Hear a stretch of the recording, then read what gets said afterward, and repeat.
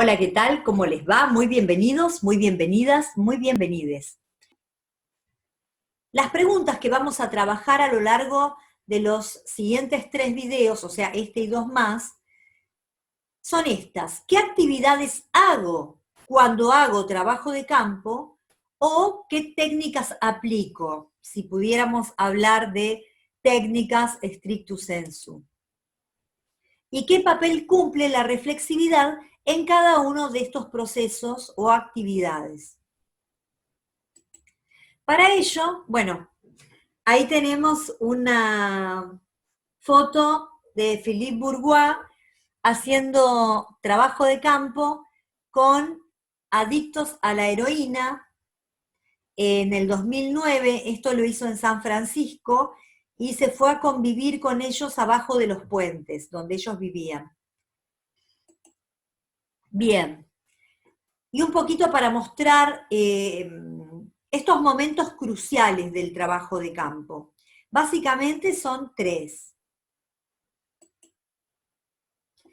El primero tiene que ver con la planificación, que es algo previo que empezamos a hacer cuando empezamos a delinear el proyecto de investigación.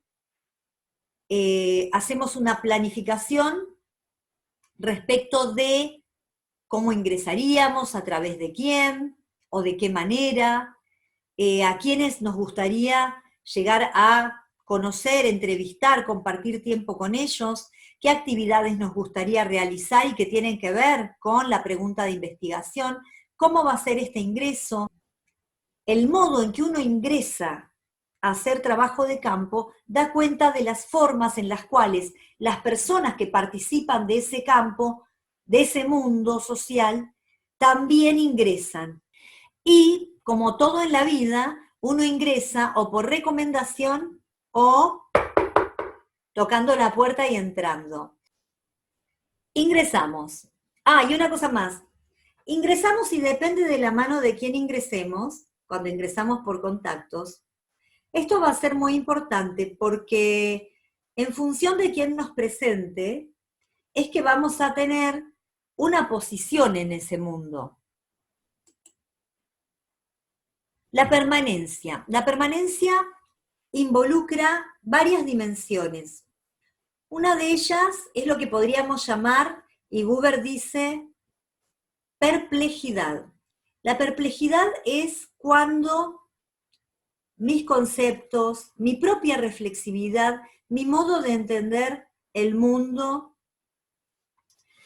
entra en colisión con la perspectiva de las personas con las que estoy haciendo trabajo de campo. Es cuando me enseñan de alguna manera cómo es para ellos eso que yo estoy dando por supuesto, esa categoría que yo estoy utilizando.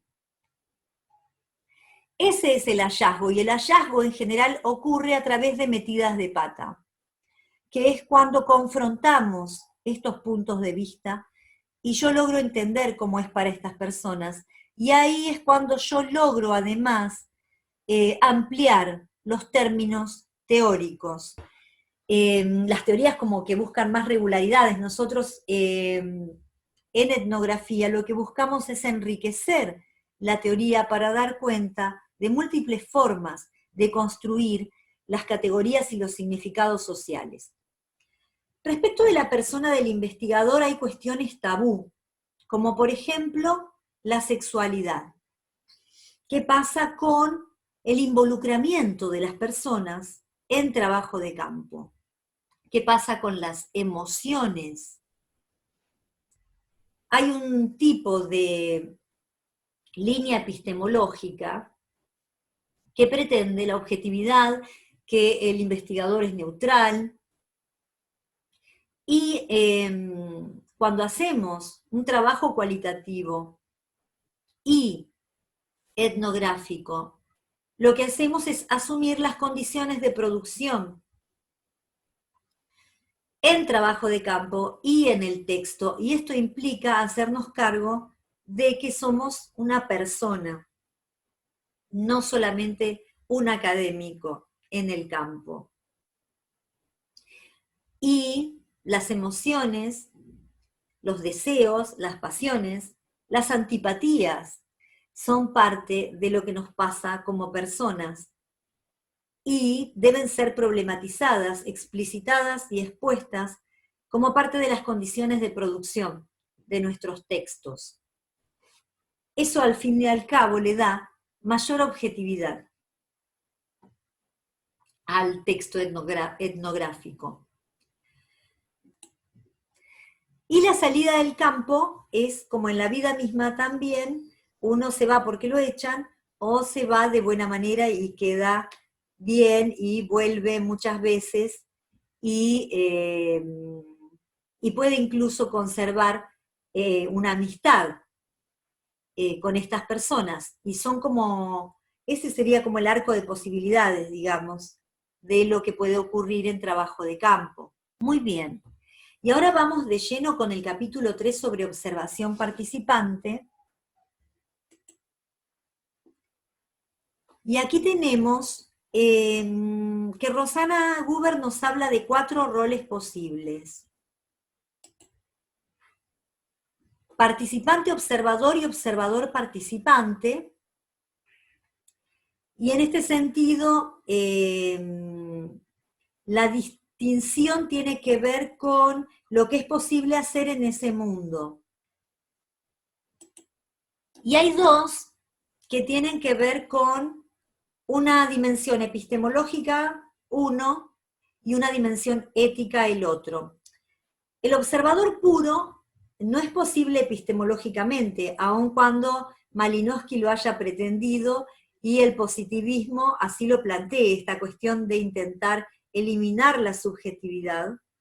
Si uno está allí y es parte de la situación de campo. Epistemológicamente no es posible que seamos neutrales o que no afectemos esa situación. Solo por estar allí en escena ya estamos afectando la situación.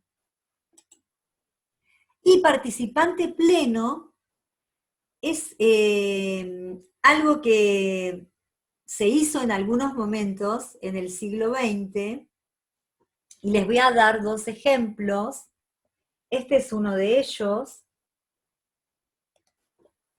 Este libro se llama De cadenas y de hombres, y es de Robert Linard, y dice: a partir de 1967 y con el Mayo francés como hito marcado, unos centenares de militantes intelectuales buscaron con plena conciencia proletarizarse. Robert Linard fue uno de ellos.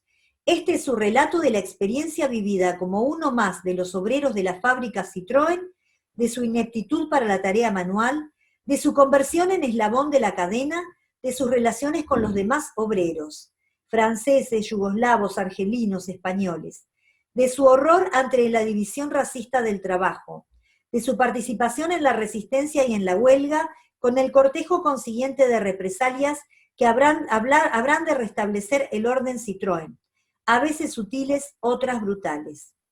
Este es el relato de lo que significa ser obrero en una gran empresa de París o del resto del mundo, el relato de la fuerza y debilidades de la clase trabajadora.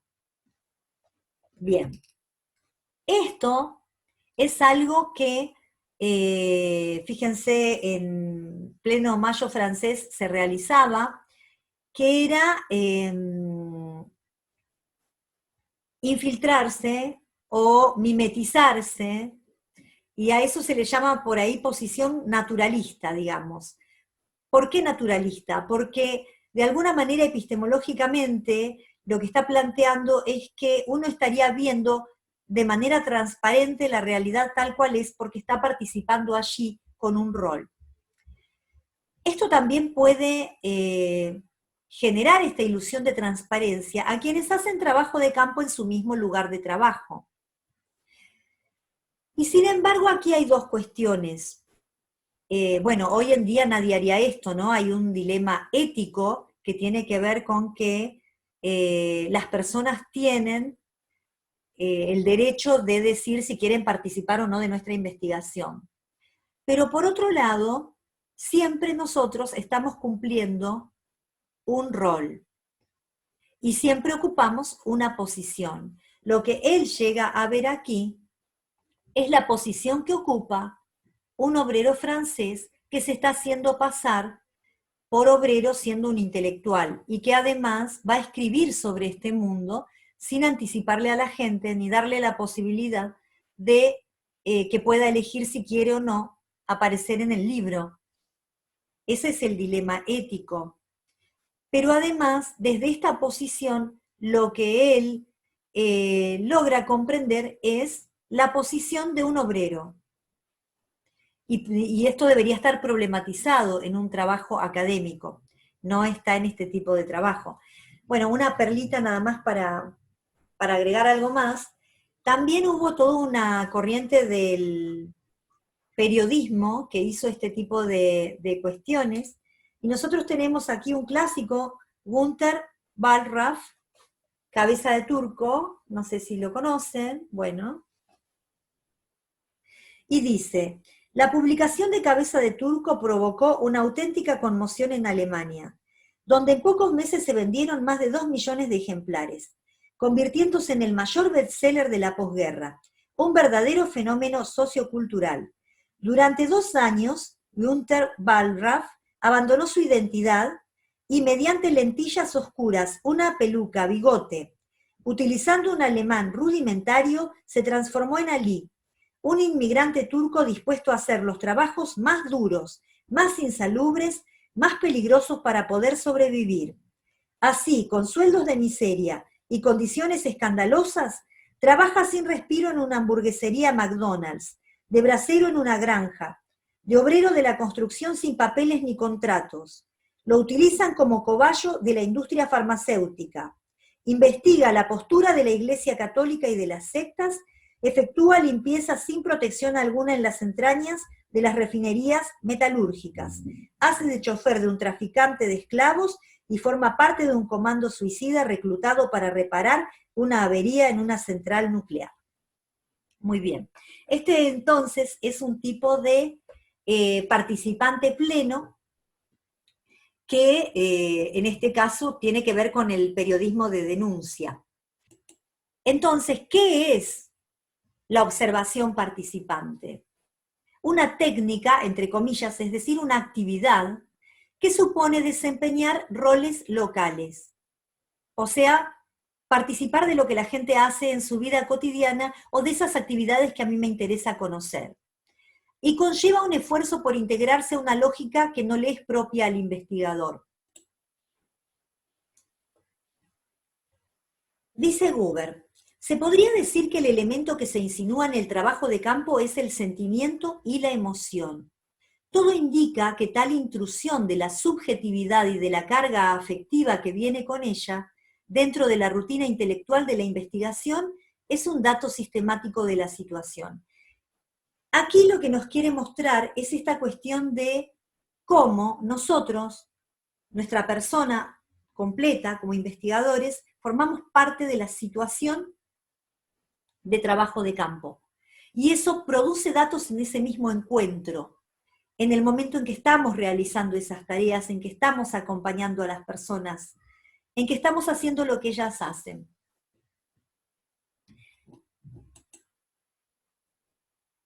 Y hay muchos ejemplos que yo aquí no voy a detallar porque para eso tienen justamente el texto. Pero este es otro dato interesante que tiene que ver con las reacciones viscerales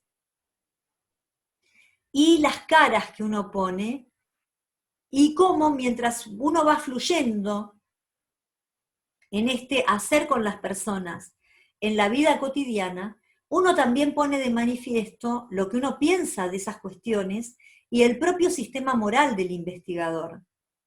Y justamente estos son los momentos en los cuales va a aparecer esta confrontación de reflexividades y la posibilidad de la perplejidad y el hallazgo. Es decir, es una situación de encuentro y de potencial aprendizaje y conocimiento. Y por supuesto, por último, siempre esta cuestión de explicitar el objetivo de la investigación y el rol que vamos a cumplir y qué vamos a hacer con el material. Bueno, dejamos aquí, ya se hizo un poquito largo el video, así que espero que lo hayan disfrutado y enseguida regresamos con el video sobre entrevista no directiva. Muchas gracias.